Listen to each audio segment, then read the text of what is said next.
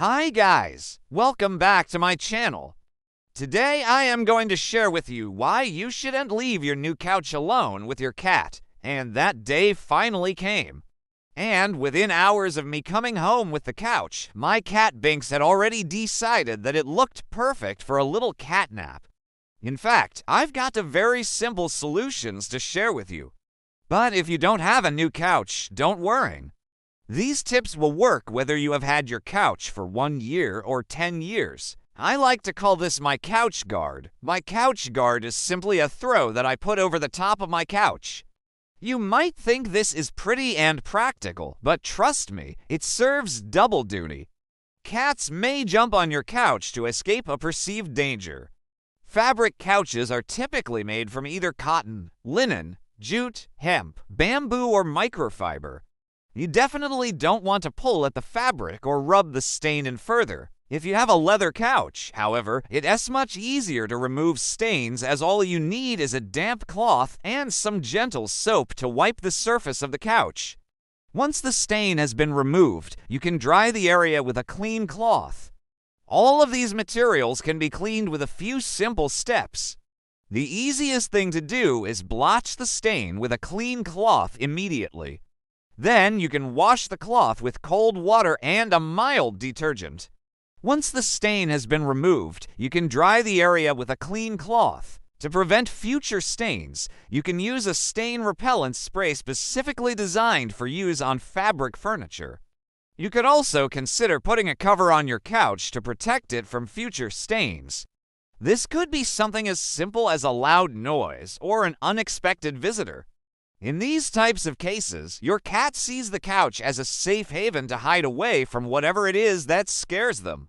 Tip No. 1 is to keep the couch covered with a waterproof, easy-to-clean throw. Tip No. 2 is to make sure your cat has plenty of scratching posts around the house, especially near their favorite napping spots.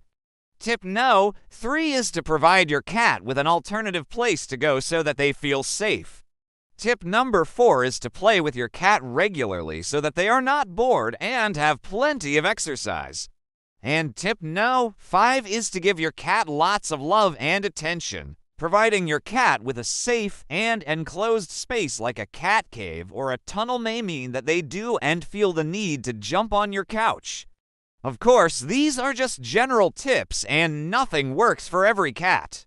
And if you haven't already, please give this video a thumbs up. Let me know in the comments below if you've ever had any success with using a scratching post to protect your furniture. And let me know if you plan to try this method out. Thanks for watching and see you soon. Bye. You may have to experiment to see what works best for your cat. If you'd like some more tips on this subject, check out my video here where I show you how to stop your cat from scratching your furniture. Not only does it protect my couch from those nasty little kitty claws, but it also makes a great place for my cat to go to when he wants a bit of a scratch and a stretch. I love using this method because it allows me to control where my cat is going to sharpen his claws. If you've seen my last video, you'll know that I have my scratching post right next to my couch. And I make sure to direct my cat towards that scratching post rather than the couch guard, which ultimately means my couch is safe. It also helps that I have a textured scratching post, as not all cats like the sound that a cardboard scratching post makes. Another advantage to this method is that it's easily washable. You can pop it in the washing machine. It also doubles as a nice cozy blanket on a cold winter's night. And if you're looking for some extra blanket ideas, check out my video here where I show you 3 clever ways to use a blanket to help keep your cat off your counters. But then he started kneading on it, and I realized he was leaving tiny little scratches all over the surface of it. Have you ever sat on a couch and sneezed multiple times thinking why? Well, chances are it could be due to your cat hair and dander covering the surface of your couch. You might even be allergic to your own cat and not even know it. Some people develop allergies after having a cat for many years, which can result in itchy eyes, coughing, wheezing, and sneezing. Keeping your cat away from your couch will mean less dander on the surface and therefore less triggering of your allergies. Now, Binks was never particular with what he liked scratching on. Your kitty will probably go nutty over catnip, but not all cats react the same way to it. So if your kitty is not taking any notice of his new scratching pole and is still using your couch, break a couple of leaves off the catnip plant and proceed to rub it all over the carpeted pole. It took a few days of sniffing for Binks to actually get any interest in the pole, but once your kitty gets the idea, or if need be show kitty how it should be used first and praise him each time he uses it properly. Make sure the pole is secured down properly, because it might topple onto kitty while he is using it, and it will just scare him off using the pole for good. I had ours wedged underneath the TV cabinet and removed the bell attached to the top of the pole as it seemed to scare Binks every time it jingled behind him. And guess what? He has not touched our new couch once. And I quickly realized that if I bought this couch, that it would end up looking like a shredded pin cushion in a matter of hours, not days. I am also going to share with you some of my favorite tips for keeping your cat off your brand new couch. Now, by the way, when we moved into this apartment 4 years ago, I remember dreading the day that I found the perfect couch. So today I am going to share with you how I managed to save my couch and my cat's claws. Just moving into a new apartment or having been there a long time, introducing your kitty to his new surroundings can be quite tough. And you want to keep him inside for about a week to 3 weeks until you are satisfied that he is happy to know where home is and he has settled himself before deciding to let him outside.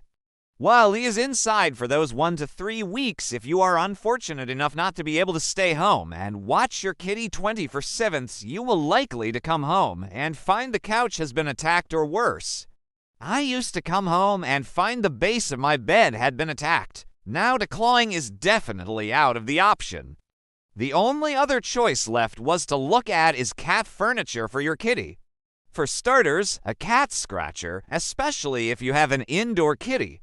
Now, I was very wary how Binks would take to this new carpeted object sitting in the lounge, and it was quite lucky I had bought him a catnip plant. Alright, so my second tip for making sure your couch stays scratch-free is an easy fix, and really anyone can do this. The next reason why you want to keep your cat off your couch is because of allergens. My next reason is a little bit unknown to most people, but it's worth mentioning anyway.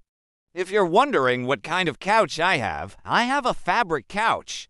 For the sake of this video, I did spill some cat treats on our couch to show you what not to do. Now that I've shown you how to clean a stained couch, let me show you how to prevent your cat from jumping on the couch in the first place. If you've tried these tips and your cat is still jumping on the couch, you may want to consult with a veterinarian or a certified animal behaviorist to rule out any medical conditions and get more personalized advice. Thanks for watching, everyone. If you enjoyed this video, please hit the subscribe button as I would love to have you back for my next one.